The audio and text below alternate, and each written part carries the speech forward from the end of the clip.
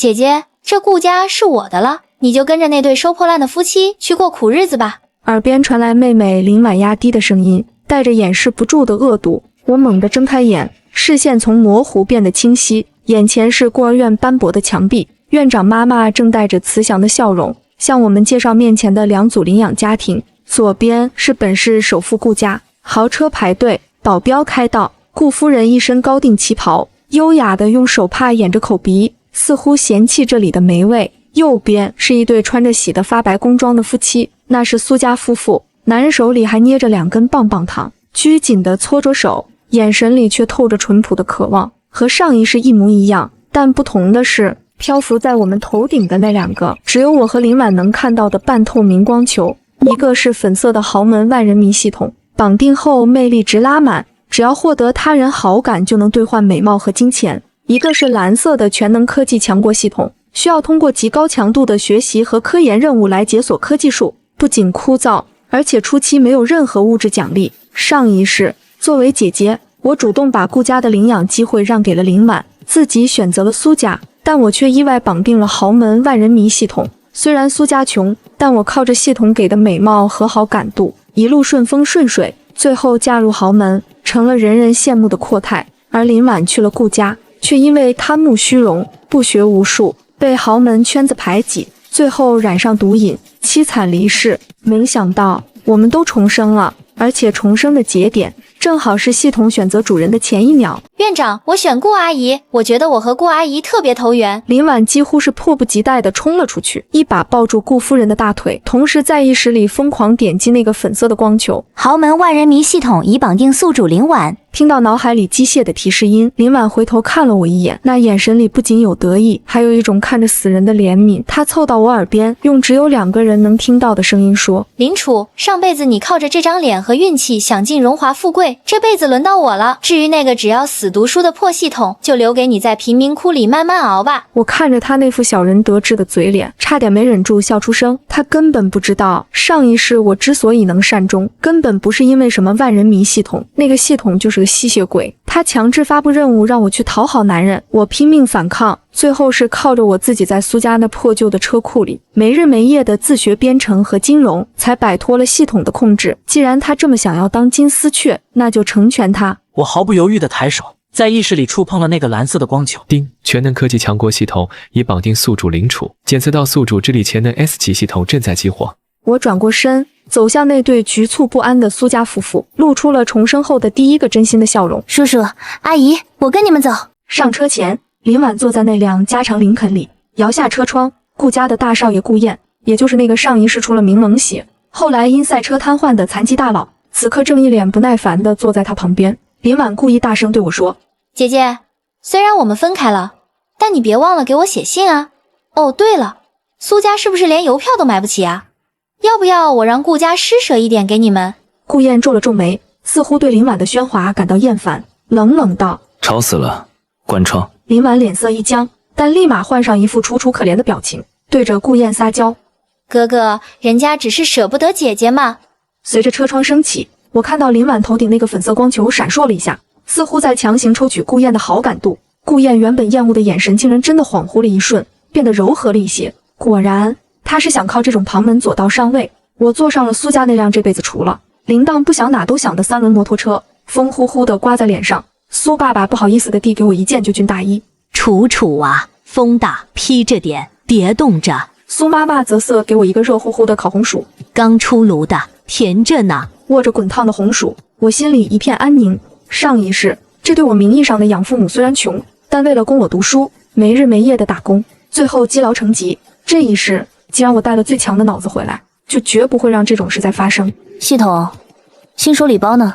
丁，新手礼包已发放，初级过目不忘技能书1，股市未来24小时 K 线图走势体验卡已启动，资金50元。50块？系统你是不是太抠了点？不过那个 K 线图体验卡，我眼睛亮了。回到苏家那个不足40平米的小屋，我借口要查学习资料，去了附近的网吧。我用那50块钱，加上向苏爸爸预支的200块学杂费，全部投入了那个我在上一世暴涨的股票东方科技。上一世的今天，东方科技会因为一个假消息暴跌到谷底，然后明天下午因为国家政策扶持直接连拉20个涨停板。配合系统的 K 线图走势体验塔，我利用高倍杠杆在最低点精准建仓。接下来的1个月，我过着学校、网吧2点一线的生活。而在学校里，林婉的消息铺天盖地，听说她转入了贵族学校，每天都有豪车接送。听说她因为长得漂亮，嘴又甜，刚去就被评为了校花。听说顾家那个混世魔王顾燕对这个新来的妹妹宠爱有加，甚至为了她把那个追求者的腿打断了。林婉在朋友圈里发了一张照片，她穿着几万块的高定裙子，站在顾家那个像宫殿一样的旋转楼梯上，配文：这就是公主的生活吗？稍微有点累呢，不过哥哥对我真好。我刷到这条朋友圈的时候，正坐在苏家的小饭桌上，数着刚从股市里套现出来的第一笔资金，扣除杠杆利息和手续费，那250块钱变成了120万。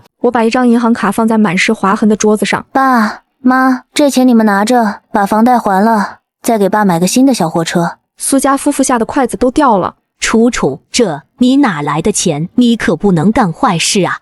放心吧，这是我帮人写程序赚的合法收入。我撒了个善意的谎言，眼神坚定。与此同时，顾家别墅，林婉正躲在那个全是蕾丝边的公主房里，看着系统面板，脸色阴沉。警告：宿主近期挥霍无度，且未完成学霸人设任务，好感度增长缓慢。顾家父母对你的成绩表示不满。该死！林婉把手里的限量版玩偶狠狠砸在地上。这破系统怎么还要学习？上一世林楚那个贱人根本没怎么读书，也嫁入豪门了啊！提示：检测到附近有高智商能量波动，宿主可选定1名目标，只要是名义上的亲属，可自动复制并超越对方的成绩。林婉的眼睛瞬间亮了。林楚虽然被领养了，但我们在法律上还没解除姐妹关系。哈哈，林楚，你不是喜欢读书吗？那我就让你读个够，最后全市给我做嫁衣。高3第一次全市模拟考，我和林婉所在的学校虽然不同，但用的是同一套试卷。考试那天，我在考场上运笔如飞，拥有过目不忘和系统加持的逻辑思维。这些高中题目对我来说简直像是在做1+1。我甚至在最后一道物理大题上用了3种不同的大学高数解法。走出考场时，我心情不错，直到我在校门口看到了林婉。她穿着一身名牌校服，众星捧月般被一群人围在中间。顾燕靠在旁边的跑车上等她，看到我，林婉推开人群走了过来，笑盈盈地说：姐姐，这次考试难吗？我这段时间都在学插花和礼仪，都没怎么复习，好担心考不好啊。周围的同学立刻吹捧：婉婉，你可是天才少女，随便考考都是第一。我冷冷地看了她一眼，没说话，但我敏锐地察觉到，她头顶那个粉色光球延伸出了一条黑色的细线，正死死地连接在我的蓝色光球上。3天后，成绩出炉，我看着成绩单，眉头微皱。700分，这个分数当然很高，但我很清楚，以我的答题情况，应该是满分750才对，哪里被扣了50分？天啊，林婉考了710分，全市第一，太神了吧！他不是天天在玩吗？这就叫天赋啊，比某些死读书的人强多了。网络上，林婉晒出了他的成绩单，配文：哎呀，没怎么复习，运气好而已。而更诡异的是，他的单科成绩每一门都刚好比我多1-2分。我考148，他就考149；我考149，他就能拿到额外的卷面分变成150。我盯着那个黑色的链接线，瞬间明白了，他在吸我的血。晚上，我坐在电脑前，敲击着键盘。系统分析数据，检测到寄生类能量干扰，对方正在实时镜像宿主的智力成果，建议宿主进行反击。怎么反击？系统冰冷的机械音竟然带了一丝嘲讽。宿主要知道，凡人的大脑是有容量上限的，而拥有本系统的你，大脑容量是无限的。我看着屏幕上正在运行的一个航天轨道计算模型，嘴角勾起一抹冷笑。想吸我的脑子？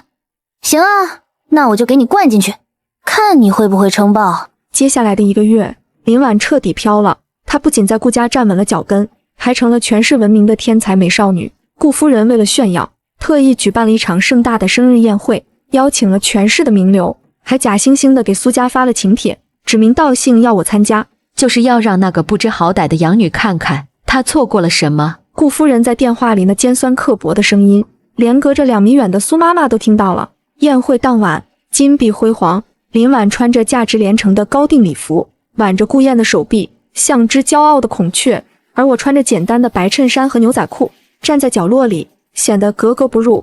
哎呦，这不是姐姐吗？林婉端着香槟走了过来，声音大的足以让周围人都听到。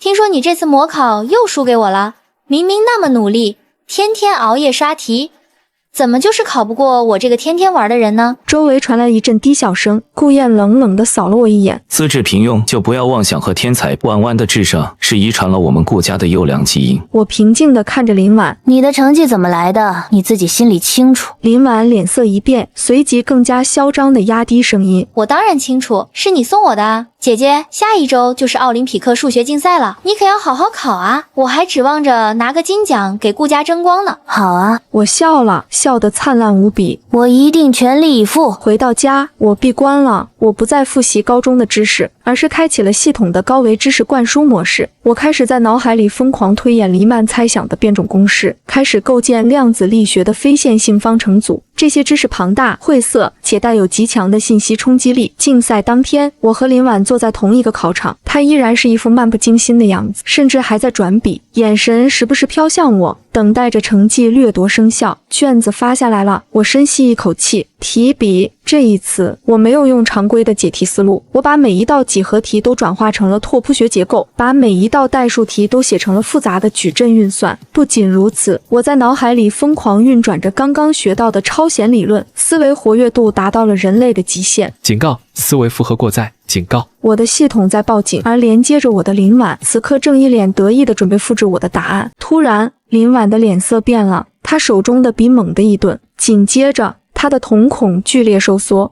庞大的他根本无法理解的高维数据流顺着那根黑线，狂暴地涌入了他的大脑，就像是用消防高压水枪去灌一个小茶杯。啊！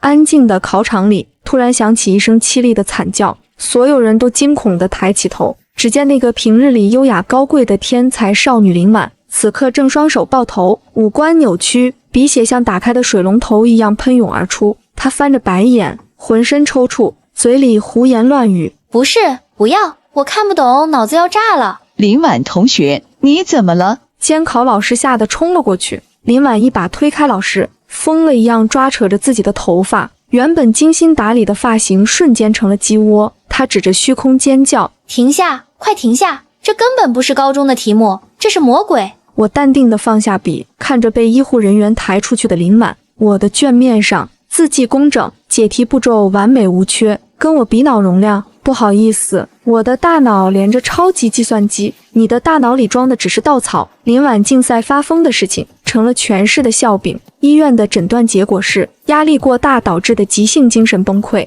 俗称学疯了。顾家觉得丢脸，把消息压了下去，对外宣称林婉是身体不适，但只有林婉自己知道，她的豪门万人迷系统出 bug 了，因为强行吞噬无法解析的高维数据，她的系统陷入了死机维护状态，而那个成绩掠夺的功能彻底废了。没有了金手指的林婉，在接下来的期末考试里考出了惊人的成绩，数学18分，英语32分，理综45分，总分不过100。这下连顾家父母都坐不住了。这就是你说的天才。顾福把成绩单摔在林婉脸上，就算是傻子闭着眼蒙，也不至于考这点分。你在耍我们吗？林婉哭得梨花带雨。爸爸妈妈，我真的是状态不好，是姐姐害我，她给我下了咒。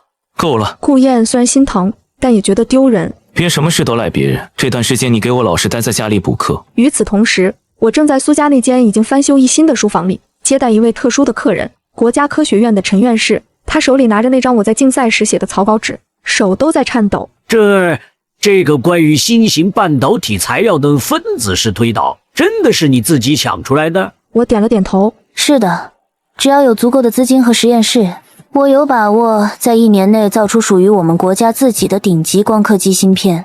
陈院士激动得热泪盈眶，紧紧握住我的手。孩子，国家就需要你这样的人才，特招，必须特招。你是要清华还是北大？不，直接进国家少年班，进重点实验室。那一夜，苏家的小院被几辆黑色的轿车悄然包围。为了保密，我必须连夜前往位于深山的0号基地。临行前，我给苏爸苏妈留了一封信和一张无限额的黑卡。爸，妈，我要去执行一个很长的任务，对外就说我去打工了。我不想让他们卷入麻烦。苏妈红着眼眶，往我的背包里塞满了腊肠和咸蛋。楚楚，不管去哪，吃饱饭最重要。要是受委屈了，就回家，爸妈养你一辈子。我强忍着泪水坐上车，陈院士坐在我身边。林楚同志，从此以后，你的名字将从在这个世界上暂时消失。你将面对的是西方国家对我们长达30年的技术封锁。你有信心吗？我看着窗外飞速倒退的夜景。陈老，给我3年，我不光要撕开这道封锁线，我还要让他们跪着求我们的芯片。我消失的第2天，林婉就在学校里散布了谣言。哎呀，我也没想到姐姐会这么糊涂。林婉站在讲台上，假惺惺地抹眼泪，手里拿着一张 P 过的聊天记录。她嫌弃苏家太穷，跟一个社会上的小混混跑了。据说那个男的还是个赌鬼，我爸妈想帮他，都找不到人。顾家别墅里，顾燕听着这些传闻，冷笑一声：“我就知道半尼夫不上墙，还好当初选了王万，不然顾家的脸都要被他丢尽了。”林婉偷偷观察着顾燕的神色，悄悄松了一口气。她的系统虽然死机了，但残留的魅惑光环还在，只要没有我在旁边干扰，她依然能维持住顾家团宠的人设。系统什么时候能重启？她在心里焦急地问。电流声过后，系统虚弱的声音响起：修复进度10%，检测到宿主急需气运值，发布紧急任务，拿下顾氏集团继承人顾燕，或成为娱乐圈顶流，获取万人追捧，方可完全修复。林婉看着身边英俊多金的哥哥顾燕，眼底闪过一丝疯狂的算计。既然做不了学霸，那我就做最红的明星，做最有权势的女人。时间如白驹过隙，转眼就是2年。这2年里，娱乐圈出了个当红小花，叫林婉，靠着顾家的资本捧场，再加上她那张确实能打的脸，她迅速蹿红，被誉为国民妹妹。在镜头前，她总是营销自己是豪门千金，还时不时拉踩下那个不知所踪的穷姐姐来立人设。其实我很心疼姐姐，如果她当初肯努力一点，每次采访提到我，她都要叹口气，然后收获一大波粉丝的心疼和对我的谩骂。而在千里之外的大漠深处，我穿着防尘服，顶着鸡窝头，正盯着巨大的电子显微镜，各项数据正常，光源波长稳定，时刻精度达到1纳米。实验室里，数百名顶尖科学家屏住呼吸。随着我按下最后的确认键，屏幕上跳出了一行绿色的代码：成功了！国产光刻机在这个被风沙掩埋的基地里诞生了。陈院士激动的手都在抖，老泪纵横。小楚，你做到了，你真的做到了。我摘下护目镜，露出了2个大大的黑眼圈，咧嘴一笑：陈老，别急，这只是个开始。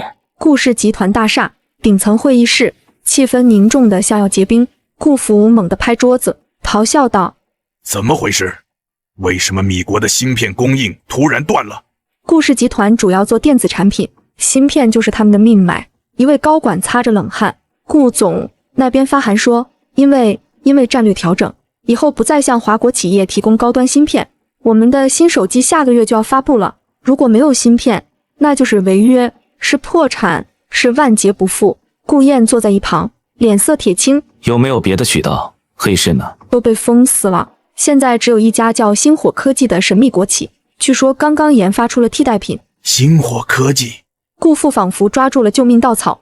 快，不管花多少钱，一定要联系上他们的负责人，我要见他。顾燕皱眉：爸，一个国企而已，用得着这么低声下气吗？我让婉婉去打听一下，她在娱乐圈认识很多人，也许有路子。林婉最近春风得意，她刚接了一部 S 级的大制作女主，又听说顾家遇到了点麻烦，觉得正是表现的好机会。哥哥，你放心吧。林婉依偎在顾燕怀里：我认识一个投资圈的大佬，据说跟那个星火科技的高层很熟。今晚有个顶级科技峰会晚宴，那个大佬会带我去，我也带你去。顾燕感动得一塌糊涂，握住林婉的手：婉婉，还是你有本事，不像那个林楚，死了都不知道埋哪儿了。林婉娇羞一笑，心里却在狂喜。系统提示她：顾燕好感度突破90，系统修复进度80%。只要帮顾家度过这次危机，我就能彻底拿下顾燕，成为顾家少奶奶。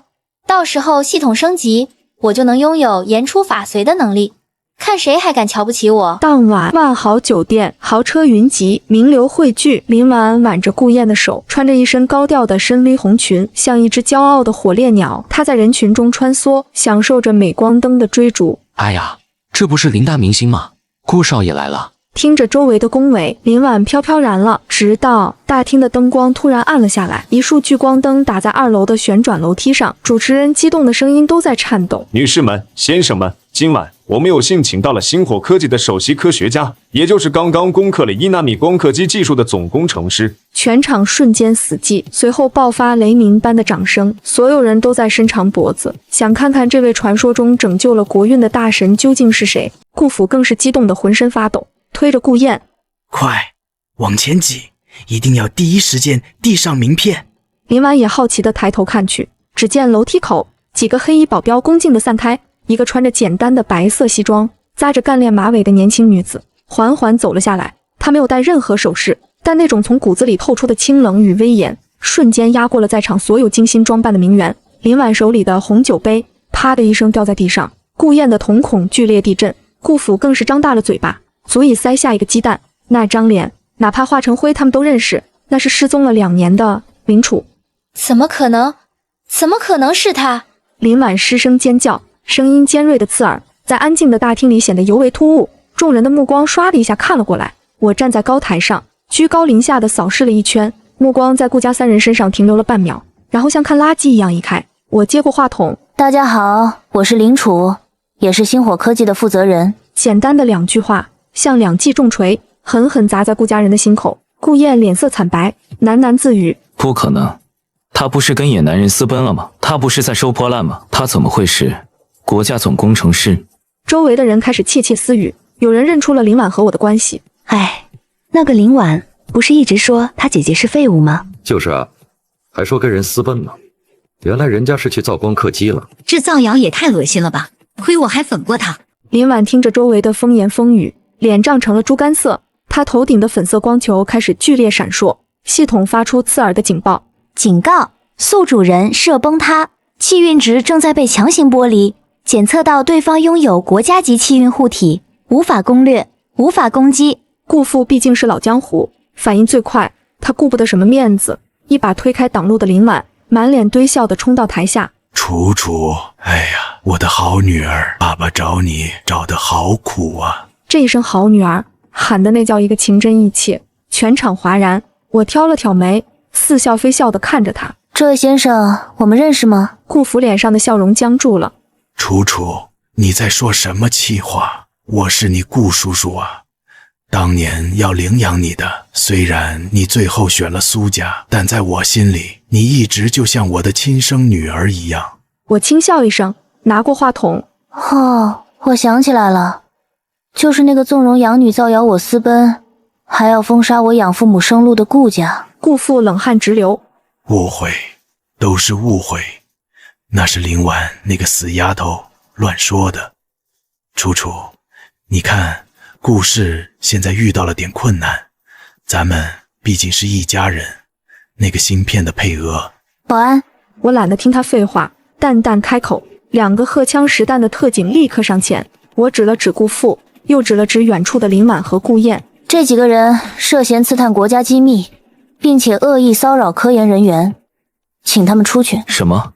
林楚你敢？顾燕怒吼着要冲上来，却被特警一个擒拿按在地上，脸贴着冰冷的地板。林婉看着被像死狗一样拖出去的顾燕和顾府，彻底慌了。他意识到现在的林楚已经是他仰望都看不到顶的存在了。不，我不能输。林婉咬着牙，眼中闪过一丝狠毒。他在心里疯狂呼唤系统，启动最后的底牌，我要用所有的气运值兑换一次强制降智光环，我要让在场所有人都觉得是林楚偷了我的成果。警告，此操作不可逆，一旦失败，宿主将遭到严重反噬，变成白痴。是否确认？确认，确认，我要他死。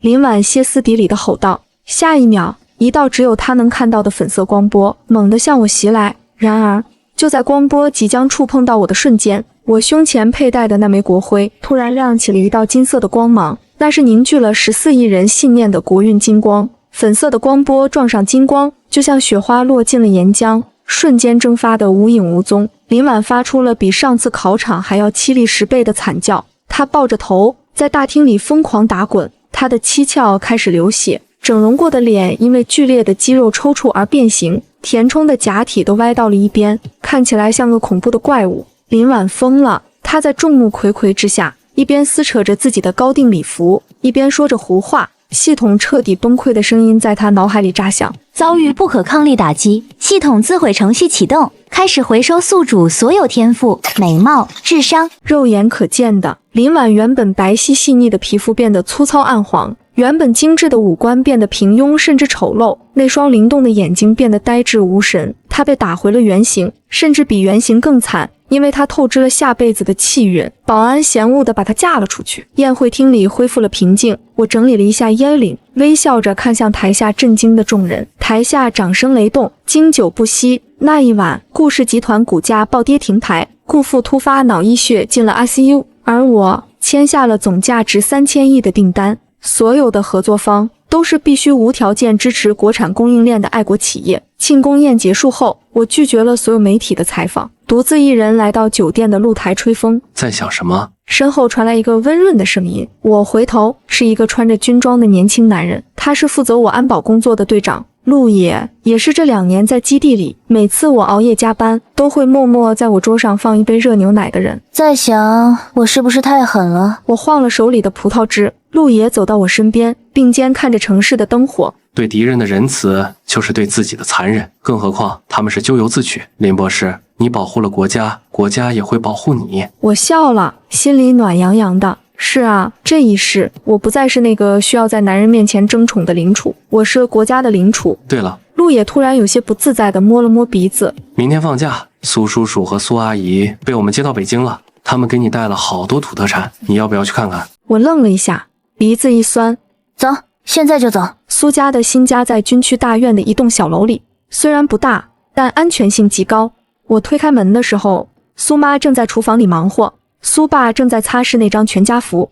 爸妈，我喊了一声，老两口猛地回头，手里的抹布都掉了。楚楚，真的是楚楚。苏妈冲过来一把抱住我，哭得上气不接下气。你个死丫头，这一走就是2年啊，连个电话都不打，你看你都瘦成什么样了？苏爸在一旁抹眼泪，手足无措地给我拿拖鞋。回来就好，回来就好，别听外边那些人瞎说，爸相信你是在干大事。看着满桌子我爱吃的菜，红烧肉、粉蒸排骨、糖醋鱼，我大口大口地吃着，眼泪掉进碗里。这就是家，不是顾家那种冷冰冰的宫殿，而是无论你飞多高多远，永远为你留一盏灯的地方。饭桌上，我把一张新的银行卡递给他们。爸妈，这是奖金，以后你们不用收废品了，这钱够你们环游世界好几圈。苏爸连连摆手，不要不要，国家给发了津贴，够花了。再说了，我这是为环保做贡献。我看着父亲自豪的笑脸，忍不住笑了。这才是我的家人，虽然平凡，但灵魂高贵。林婉疯了之后，被送进了一家廉价的精神病院。顾家破产清算，顾燕为了还债，不得不去工地搬砖。据说他每天最痛苦的时候，就是看着路边的大屏幕，因为大屏幕上正循环播放着我的访谈。林楚女士，请问您的下一个目标是什么？屏幕里的我自信从容。我们的征途是星辰大海，晶片只是心脏。接下来，我们要造出飞向宇宙的翅膀。南天门计划正式启动。工友撞了一下顾燕的肩膀。哎，那是你那个便宜妹妹吧？听说当初你爸把人家赶出去了。啧，真是瞎了眼啊，把金镶玉当破石头扔了。顾燕低着头，死死咬着牙，指甲嵌进了肉里，悔恨像毒蛇一样啃噬着他的心。如果当初他对他好一点点，现在的他是不是也能站在那个光芒万丈的地方？可惜人生没有如果，只有后果和结果。南天门计划的启动意味着我们要进军空天领域，这比芯片更难更敏感。回到基地后，我把自己关进了最高保密级别的设计室。这一次我要造的是空天战机，系统给出的图纸非常超前，甚至是反重力引擎的雏形。系统兑换反重力引擎解析包，兑换成功，扣除科研积分50万，剩余积分1200万。3个月后，一款外形科幻、呈三角形的飞行器模型出现在了风洞实验室。陆野看着那个模型，身为王牌飞行员的他，第一次露出了像孩子看到糖果一样的表情。这是给我们的。不仅是这个，我指了指旁边的全息投影，还有配套的单兵外骨骼装甲，以及高能激光防御系统。陆队长，以后你们在天上不用再拿命去拼刺刀了，我们要用绝对的技术碾压。然而，研发过程并没有那么顺利，新型材料的耐热性始终达不到要求，几次试飞模拟都以解体告终。林总工，要不先降级标准？助手小心翼翼地建议。现在的材料只能承受5马赫的速度，再快就要融化了。不行，我斩钉截铁地拒绝。敌人的导弹已经能达到8马赫，我们必须比他们更快、更强。如果材料不行，那就以此为基础，重新合成一种新元素。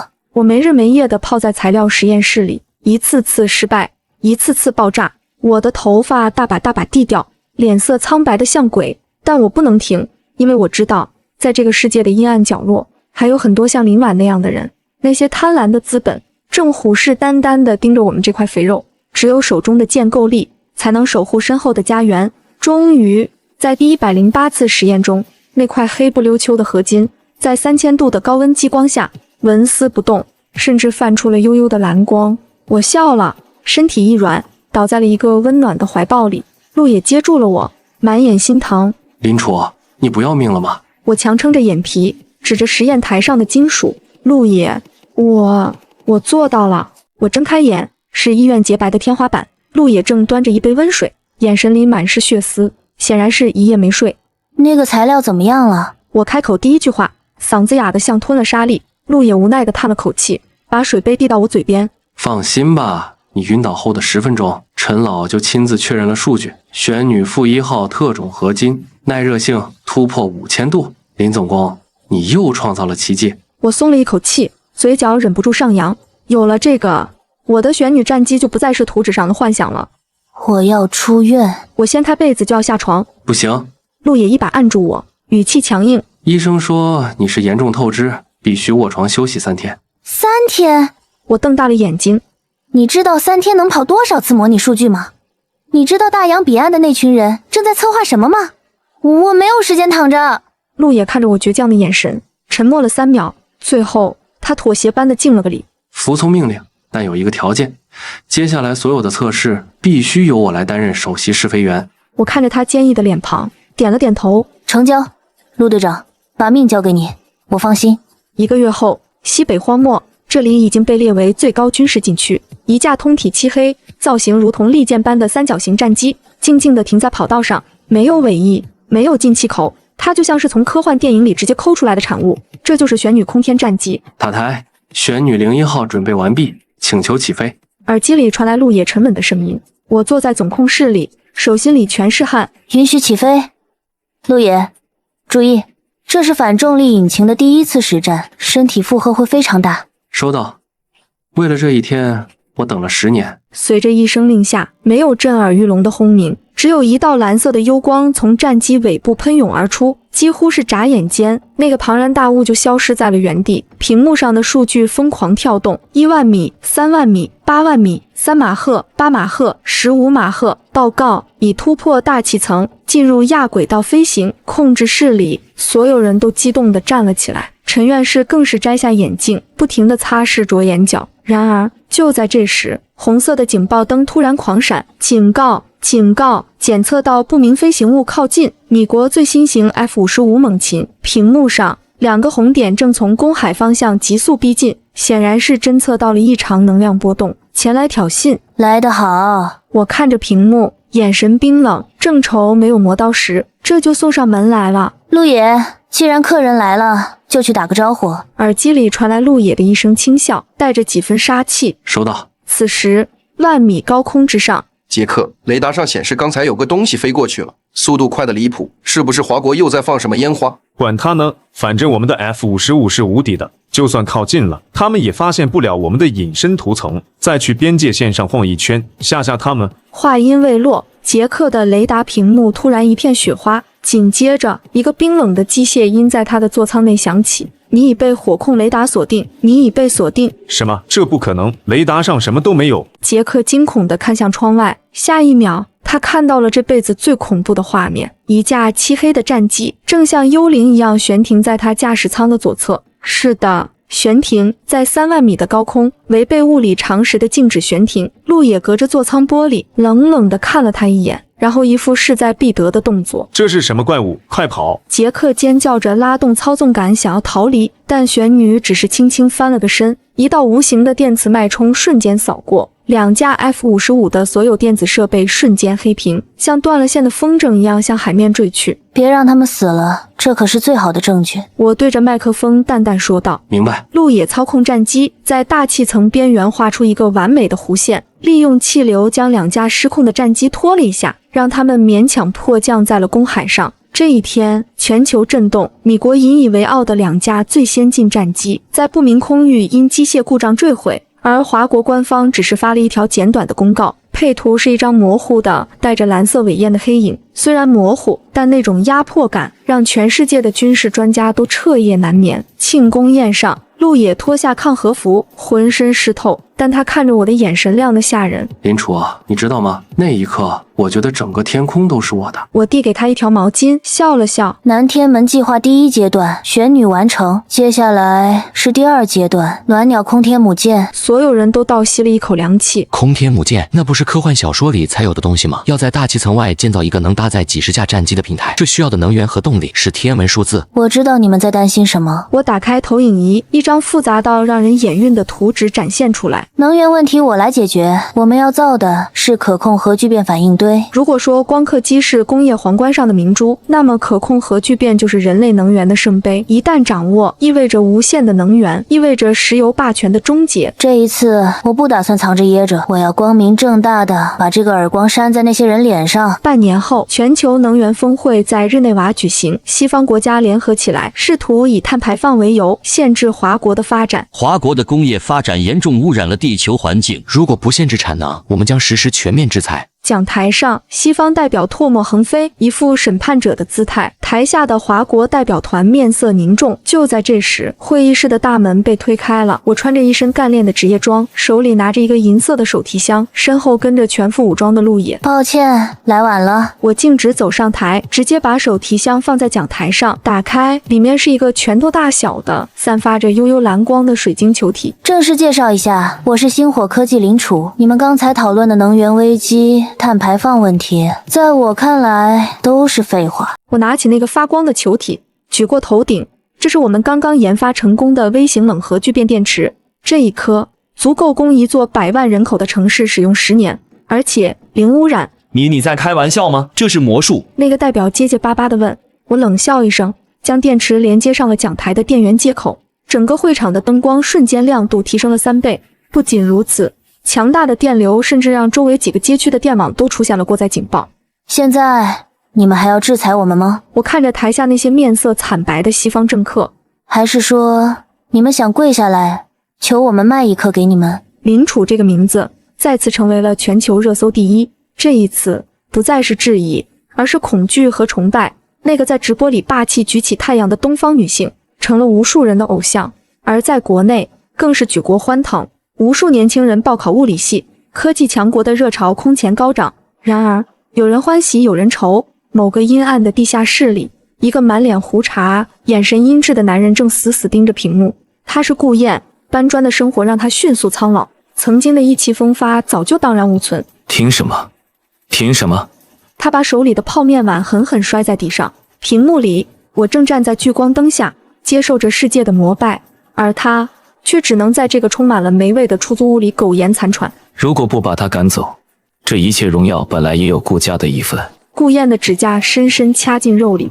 就在这时，他的手机突然响了，是一个境外的陌生号码。顾先生们，我们是自由之光组织的，我们知道你恨林楚，只要你帮我们办一件事，我们不仅帮你还清债，还会给你5000万美金，送你去国外过神仙日子。顾燕的呼吸瞬间急促起来。什么事？电话那头的声音阴森如毒蛇。林楚下周会回老家祭祖，我们需要你把一样东西放到他的车上，林楚回乡祭祖的消息是绝密，除了身边的核心人员，没人知道。但我执意要回去一趟，因为苏爸苏妈说爷爷的坟头草长高了，想带我去告诉祖宗一声，咱家出息了。陆野带着一个小队的特种兵，便衣随行。林总工总感觉有点不对劲。车上，陆野的手始终放在腰间的枪套上，目光锐利地扫视着车窗外的每一辆车。放松点，这是国内。我正在闭目养神，脑海里还在推演着鸾鸟母舰的立场护盾攻势。车队行驶到一段盘山公路时，前方突然发生了一起车祸，一辆运渣车侧翻，挡住了去路。停车，警戒！陆野大吼一声，整个人瞬间扑过来护住我。几乎是同时，几枚烟雾弹从路边的树林里扔了出来，白烟弥漫，枪声大作，是有预谋的伏击，保护目标。我冷静地趴在座位下，手里紧紧握着一个看似是钢笔的小装置，这是我给自己做的防身武器——高频声波震荡器。就在这时，车门被猛地拉开，一张熟悉的扭曲的脸出现在烟雾中。顾燕，我看着那个拿着土制炸弹、满眼疯狂的男人，有些意外。林楚，你去死吧！和你那该死的科技一起下地狱！顾燕咆哮着就要把炸弹扔进车里，一声清脆的枪响，顾燕的手腕被打穿，炸弹掉落在地，但她像是感觉不到疼一样，竟然用另一只手捡起炸弹，还要往里冲。这就是你的报应。她狞笑着按下引爆器，然而预想中的爆炸并没有发生，只有滋滋的电流声。顾燕愣住了。你以为我会没有准备吗？我从陆野身后坐直了身体，手里的那支钢笔正散发着淡淡的蓝光。方圆500米内，所有的电子引信都会失效。我冷冷地看着他，像看着一只可怜的蝼蚁。顾燕绝望了。下一秒，几名特种兵冲上来，将他死死按在地上。陆野一脚踢开那个哑火的炸弹，枪口顶在顾燕的脑门上，眼神冷得像冰。叛国罪，谋杀国家1级保护人员。顾燕，你这辈子连搬砖的机会都没有了。顾燕脸贴着泥土，看着我，突然崩溃大哭。为什么会变成这样？玩完疯了，家没了，现在我也完了。林楚，你为什么不早点显露本事？你要是早点拿出来，我们顾家肯定把你供起来。我走到他面前，居高临下。因为你们不配，你们爱的不是我，是利益，而苏家爱的是我这个人，这就是区别。我转身上车，不再看他一眼。带走，顺藤摸瓜，把背后的境外组织一锅端了。这场闹剧并没有影响我的心情，反而让我更加坚定了加速南天门计划的决心。敌人已经急了，甚至开始用这种下三滥的手段，说明他们怕了。既然怕了，那我就让你们更绝望一点。经过这次刺杀事件，我的安保级别被提到了最高级，基本上除了睡觉和上厕所，陆野都寸步不离。其实不用这么紧张，我有系统，我有黑科技护体。实验室里，我看着紧绷着脸的陆野，有些好笑的递给他一颗苹果。陆野接过苹果，却没有吃，而是认真地看着我。林楚，科技再强，身体也是血肉做的，我不想再看到你倒在我怀里，那比杀了我还难受。我愣了一下，心跳莫名漏了一拍，这家伙怎么突然开始打直球了？说正事。我转过身，掩饰脸上的微红，指着屏幕上那个巨大的圆环结构。鸾鸟的龙骨已经铺设完毕，但我们需要一个能够承载万吨级推力的起飞平台。我想把它建在海上。海上？陆野皱眉，那不是更容易被卫星侦测到吗？就是要让他们看到。我眼中闪过一丝狡黠。我要搞一场全球直播，既然他们喜欢看，那就让他们看个够。1个月后，东海某海域，华国对外宣布将在此处进行大规模海洋环境治理演习。各国卫星立刻调转镜头，只见原本平静的海面上，海水突然开始剧烈沸腾，紧接着一个直径超过5公里的巨大漩涡出现。上帝啊，那是海啸吗？米国五角大楼里，将军们盯着屏幕惊呼。然而下一秒，所有人都失语了。从那个漩涡中心，缓缓升起了一座银白色的钢铁巨岛。不，那不是岛，那是一艘悬浮在海面上的巨大的空中堡垒。它的周围环绕着蓝色的电磁光环，数不清的无人机像蜂群一样在周围巡逻。这正是初具规模的鸾鸟1号空天母舰平台。我就站在母舰的指挥塔上，对着镜头向全世界挥了挥手。各位观众朋友们，大家早上好，这里是星火科技的海洋治理现场。我们刚刚研发了一款多功能海洋垃圾清理平台，虽然它看起来有点大，还会飞，但请大家相信，它真的只是民用的，也就是偶尔能飞到大气层外，清理一下太空垃圾而已。就在这时，系统突然在脑海中响起了久违的提示音。检测到宿主完成大国重器成就，国家威望值突破临界点，解锁隐藏奖励，可大幅延长寿命，并强化体质，无视距离，绝对保密，请查收。我看着手里的那管蓝色的基因优化液，毫不犹豫地分成了2半，一半给了苏爸苏妈，偷偷加在他们的茶水里，另一半庆功宴的露台上。我把一个小瓶子递给陆野。这是什么？又是新发明的毒药？陆野开玩笑道，但还是接了过去。喝了它，你就能陪我走得更远。毕竟，我们的征途才刚刚开始。月球基地、火星移民、戴森球，我要做的事情还有很多。如果只有我一个人长生，那太寂寞了。陆野愣住了，他看着我，他仰头喝下液体，然后一把将我揽入怀中。这一次，我没有推开。遵命，我的指挥官。他在我耳边低语，而在城市的另一角，精神病院里，那个曾经光鲜亮丽的林满正对着墙壁傻笑，他手里抓着一只死老鼠，把它当成了那个粉色的系统光球。给我气运，我是女主角。护士嫌恶地走进来，把老鼠踢开。林婉吃药了，真可怜，天天做梦当女主角。你要是当初好好做人，现在的星火科技2把手说不定就是你。电视里正播放着我和陆野在鸾鸟母舰上的背影。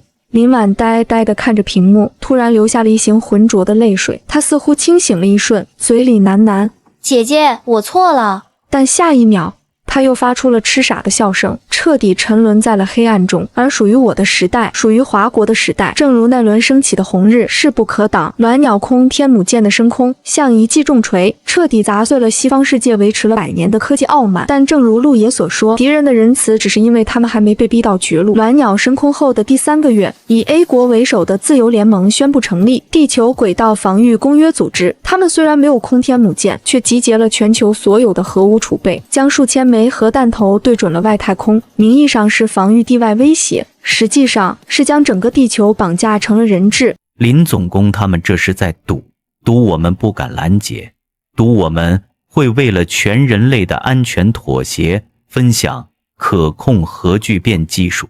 会议室里，外交部的李部长面色凝重，手里拿着一份刚刚送来的最后通牒。我坐在主位上，手指轻轻敲击着桌面。这2个月，我很少露面，外界都以为我在享受胜利的果实，实际上我在消化系统给出的下一个大杀器。李部长，告诉他们，华国从不接受勒索。我站起身，身后的全息投影瞬间切换，一张贯穿天地的巨型建筑图纸出现在众人眼前。既然他们想把地球锁死，那我们就修一条路，直接跨过他们，去月球。这是太空电梯！在场的科学家们齐声惊呼。不仅是太空电梯，更是南天门计划的第2阶段核心天梯工程。我目光灼灼，只要这座天梯建成，我们将以每天1万吨的运力向月球输送物资。到时候，地球上的核威慑对于已经能在月球建立工业基地的我们来说，就是个笑话。要在赤道上建立太空电梯，最大的难题是缆绳材料，这需要一种拉力是钢铁1万倍，重量却只有头发丝1/10的碳纳米管纤维。这也是西方科学家断言50年内人类无法建成太空电梯的原因。系统兑换分子级碳纳米管编织技术。丁，扣除科研积分200万，剩余积分950万。该技术需要极高的工业电力支持。电力，我们现在最不缺的就是电。我看向窗外，星火科技的1号聚变堆正在平稳运行，源源不断的清洁能源正在输送往全国。1周后，赤道某友好国家的港口，华国的基建狂魔属性再次让世界站立。数万名机器人工人配合着玄女战机的护航，开始在海面上搭建基座。A 国的间谍卫星疯狂拍照，他们的媒体开始嘲讽华国人疯了，他们想用混凝土堆到天上去吗？这是当代的巴别塔，注定会崩塌的笑话。然而，嘲笑声只持续了36个小时。第36个小时，一道漆黑的、肉眼几乎无法看见的细线从海面基座射出，笔直的刺破云层，连接到了同步轨道上的鸾鸟号母舰。那是第1根竹缆，紧接着是第2根、第3根。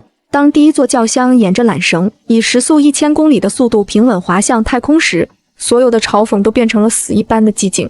我站在轿厢的顶层玻璃前，看着脚下逐渐变蓝的地球，身边的陆野紧紧握着我的手。陆队，准备好了吗？月球、风暴洋、这里曾是荒凉的死寂之地，如今却灯火通明。利用太空电梯源源不断的运力，我们在短短半年内，在月球表面建起了一座巨大的穹顶城市广寒宫基地。这里有重力模拟装置，有种植着水稻和蔬菜的生态园，甚至还有一家可以看到地球升起的咖啡馆。苏爸苏妈穿着特制的轻便宇航服，正兴奋地在月球表面跳广场舞。哎呦，这身子骨轻的，我感觉能跳到天上去。苏妈乐得合不拢嘴，苏爸则拿着相机对着地球狂拍。回去给老张头看看，他也就在公园练练太极，我都练到月球上来了。看着父母健康的模样，我感到前所未有的满足。这才是科技的意义，不仅仅是坚船利炮，更是让爱的人能触碰星辰。然而，温馨并没有持续太久。警报！侦测到高能反应，有不明飞船正在接近月球背面。系统的红色弹窗突然在我视网膜上炸开，我眼神一凛。陆野几乎是瞬间进入战斗状态。在，玄女编队已待命。这一次来的不是地球上的苍蝇，雷达屏幕上一艘造型古怪、通体漆黑、散发着诡异红光的飞船正从深空驶来。它没有喷射口，移动方式极其违反物理规则。检测到掠夺者级文明侦察舰，危险等级 S 级。宿主请注意，这就是那个万人迷系统的制造者。我心头巨震，原来林婉的系统以及那个所谓的豪门攻略不过是外星文明投放的诱饵。他们通过这些系统筛选出贪婪虚荣的人类，以此汲取这个星球的气运和能量，为他们的入侵做铺垫。而我上交国家强行提升文明等级的行为，显然打断了他们的收割计划。现在农场主来查房了。既然来了，就别走了。我站在广寒宫的指挥塔上，声音冷冽。如果是1年前，面对这种级别的外星飞船，我们或许只能绝望。但现在，南天门计划第3阶段诛仙阵列启动。随着我的指令，月球背面的数千座环形山突然震动，那些看似普通的陨石坑底，伪装层瞬间褪去，露出了一座座巨大的高能粒子炮台。这是我给外星朋友准备的见面礼。利用月球丰富的资源，这些炮台拥有无限的弹药。开火！数千道刺目的白光汇聚成一张死亡之网，瞬间笼罩了那艘黑色飞船。外星飞船显然没料到，在这个低级文明的卫星上，竟然藏着能威胁到他们的火力。红色的护盾在粒子流的冲刷下剧烈闪烁，仅仅坚持了3秒，就轰然破碎。虽然真空中没有声音，但在场的所有人仿佛都听到了那声巨响。飞船炸成了一团绚烂的烟花，残骸如同流星般坠落在月球荒原上。丁，击毁高等级文明侦察舰，获得巨额科研积分1亿。掉落物品：初级空间折叠引擎图纸、行星级环境改造仪。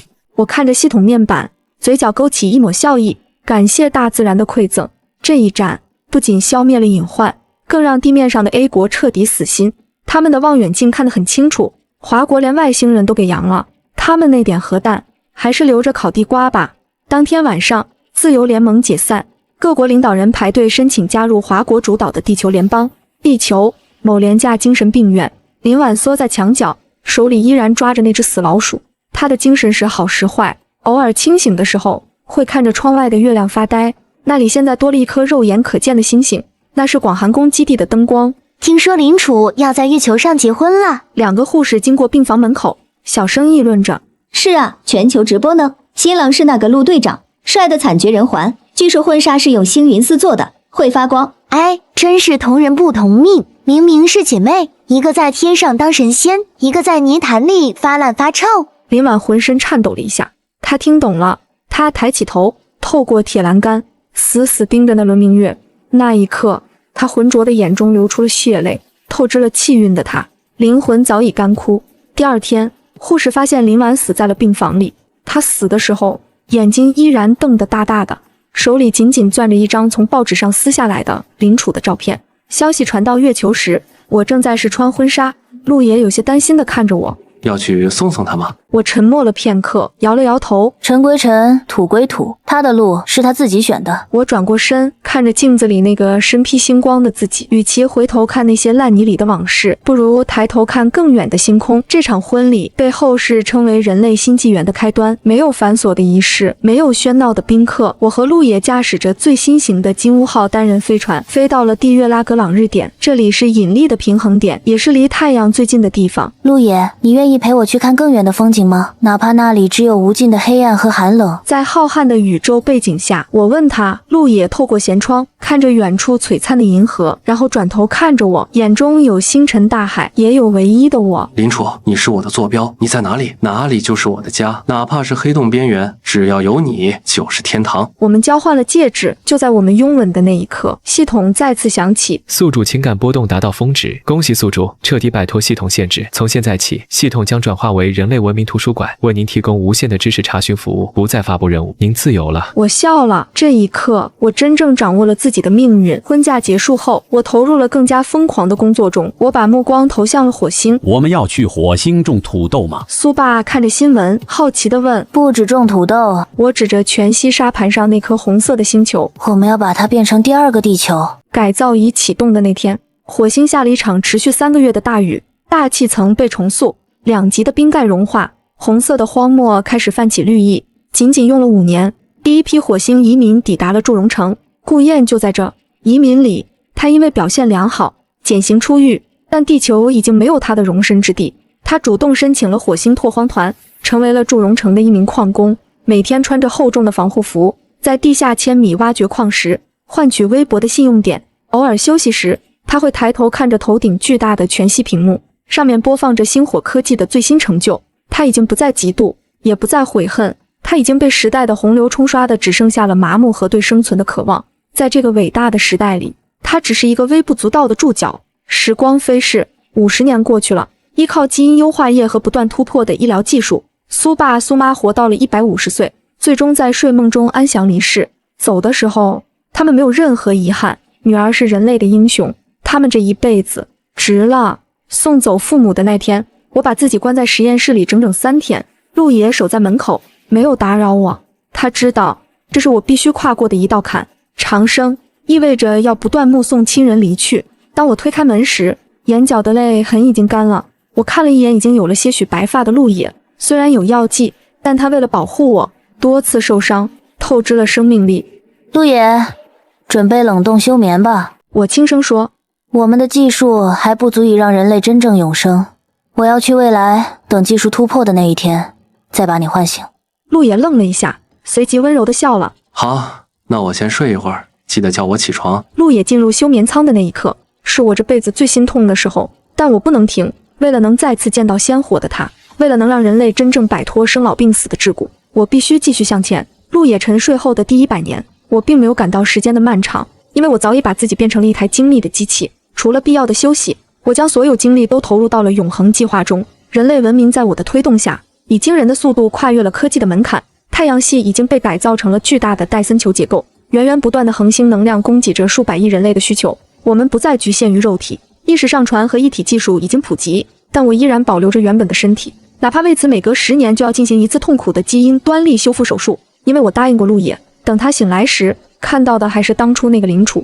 第250年，人类舰队驶出了银河系，在半人马座阿尔法星建立了第一个殖民星系。与此同时，我们遭遇了那个曾经向地球投放系统的幕后黑手。这一次不需要我出手，地球联邦的一支分舰队就让那个自以为高等的文明跪地求饶。讽刺的是，在他们的核心数据库里，我找到了当年那个豪门万人迷系统的原始代码，那不过是一个低级的用来圈养原始文明生物的情绪收割程序。那个曾经毁了林婉，也差点毁了我的噩梦，在浩瀚的宇宙文明面前，连一粒灰尘都算不上。那一刻，我站在星舰的最高层，看着窗外璀璨的星云，早已不再跳动的心脏久违地颤抖了一下。系统，我在脑海中呼唤。我在，林楚阁下，请问有什么指令？启动唤醒程序，坐标火星，祝融城地下3000米，0号休眠舱。巨大的休眠舱缓缓升起，白色的雾气散去，陆野躺在蓝色的营养液中，面容依旧停留在500年前沉睡的那一刻。随着能量的注入，他苍白的皮肤开始恢复血色，微弱的脉搏重新变得强劲有力。我屏住呼吸，手心里全是汗，就像当年第一次测试光刻机时一样紧张。那双熟悉的眼睛缓缓睁开，有一瞬的迷茫，但在看到我的那一刻，他的眼神瞬间聚焦，温柔如初。早安，我的指挥官。他的声音有些沙哑，却是我这500年来听过最动听的音乐。我是不是睡过头了？我再也控制不住，扑进那个久违的怀抱，泪水打湿了他的衣襟。不晚，你醒来的时间刚刚好。我带着陆野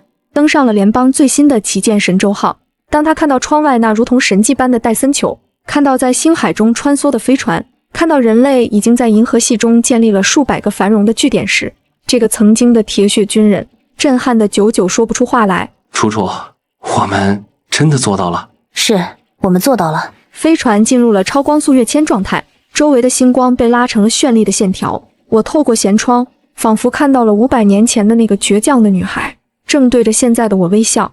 而在更遥远的火星废墟深处，顾燕那具早已风化的枯骨，早已无人问津，成为了这个伟大时代地基下的一粒尘埃。命运从不偏袒任何人，他只垂青那些敢于将自己上交给理想，用双手去撕开黑暗的人。我是林楚，我是人类联邦的首席科学家，我是这个宇宙中最幸福的女人。